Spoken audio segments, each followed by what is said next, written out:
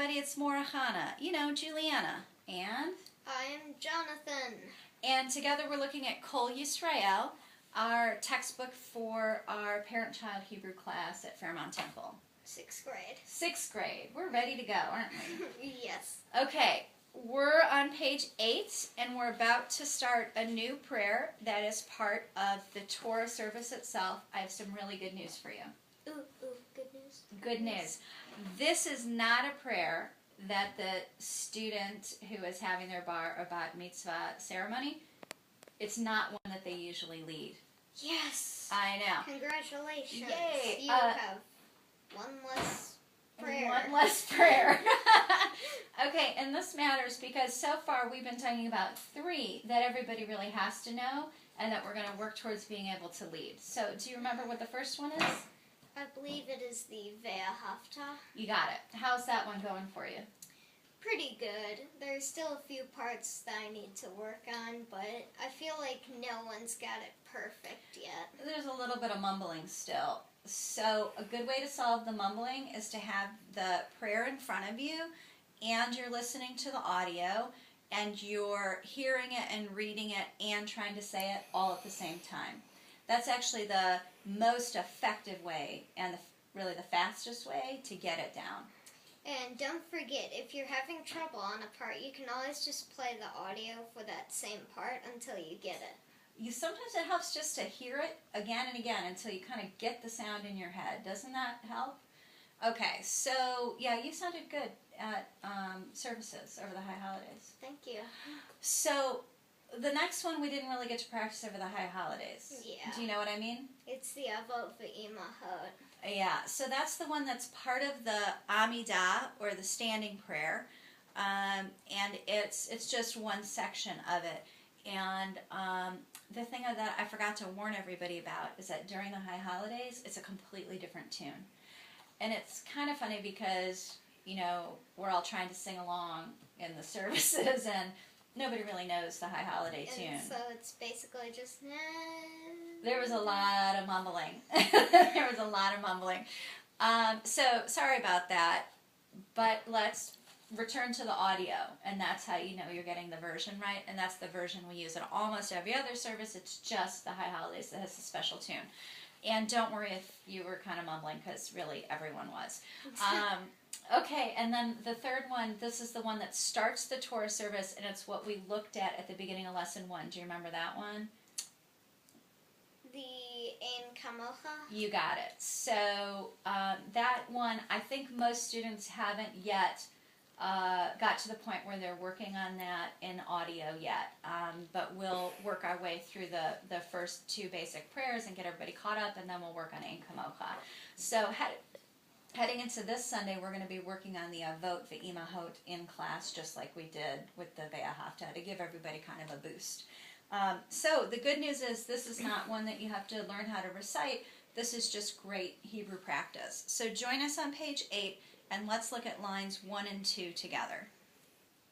Av Harachamim. Good. Hetiva. Good. Virtzoncha. Mm-hmm. Et. Mm-hmm. Zion. Great. Zion. Do you think you might have a guess at that word? Does that sound familiar? Yes. I think it's Zion. Right. Like as in? The land of Israel. Right. You got it. Okay, let's look at line 2. Tivne. Good. Chomot. Good. Yerushalayim. Does that sound familiar? Yeah, Jerusalem. Jerusalem. Okay, good. So, Av is actually father.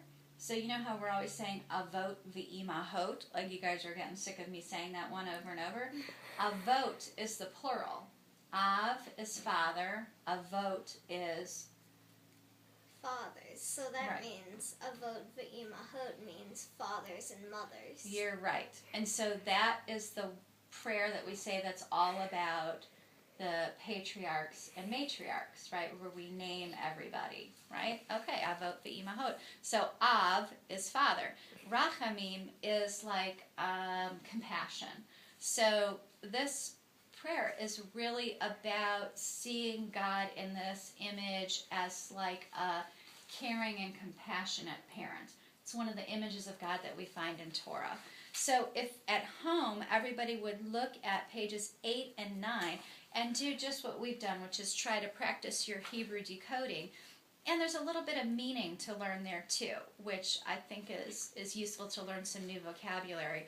And then I'm going to ask you to skip pages 10 and 11 and just consider it bonus work. If you want to learn a little bit more about some of the connection to modern Israel, take a look at those pages, but it's not required. It's bonus work.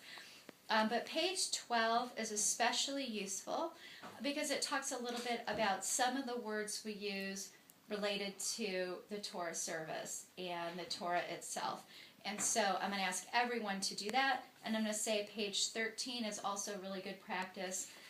Look at the top of these words, Jonathan, and see if you can see anything that they have in common. I'm at the top of page 13.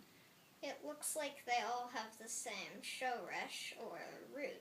Right. So it's probably been a long time since anybody really thought about that. But can you tell me anything about a shoresh?